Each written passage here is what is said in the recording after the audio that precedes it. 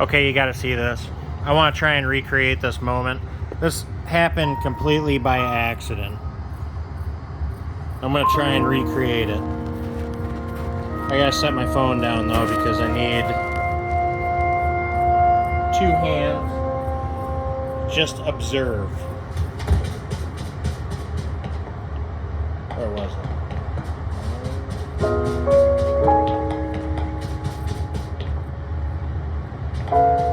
Fuck was it? Right there. See that lily pad? I'm gonna jump on it.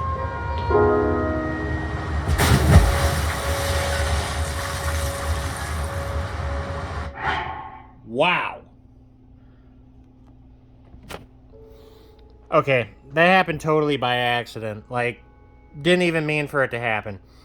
The effect there of landing on the lily pad and the splash and then the water coming down and then Link shaking the water off. That's fucking attention to detail right there. There's very few games, just very few games that have that kind of attention to detail. Metroid Prime was one that right there reminded me of Metroid Prime, like the steam on Samus's helmet, or like rain droplets appearing on the visor, that kind of thing. Stuff like that. That's what the greatest games ever made are made of. Like little details like that you don't see, nobody even thinks about. It just fucking miraculously happens. Like, I did not mean to land on that lily pad when I first initially did that. Before I was recording, I was just trying to jump into the water, but I landed on the lily pad and that happened. Little details like that are what the greatest games ever made are fucking made out of. Now let's talk about the greatest game ever made. This is up there. This is in the running. I know I'm in the honeymoon phase, but I don't have hardly anything bad to say about this game other than like the low resolution. Like just hardware.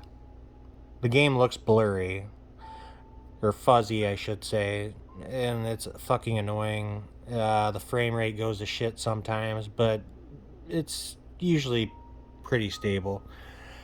The cooking needs to be made better.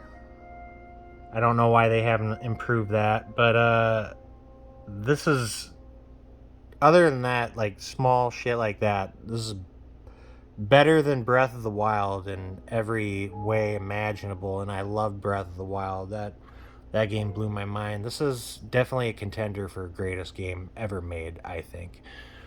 I don't know what the greatest game ever made is, but I have personal contenders. I mentioned Metroid Prime, Demon Souls, Dark Souls 2 would be up there.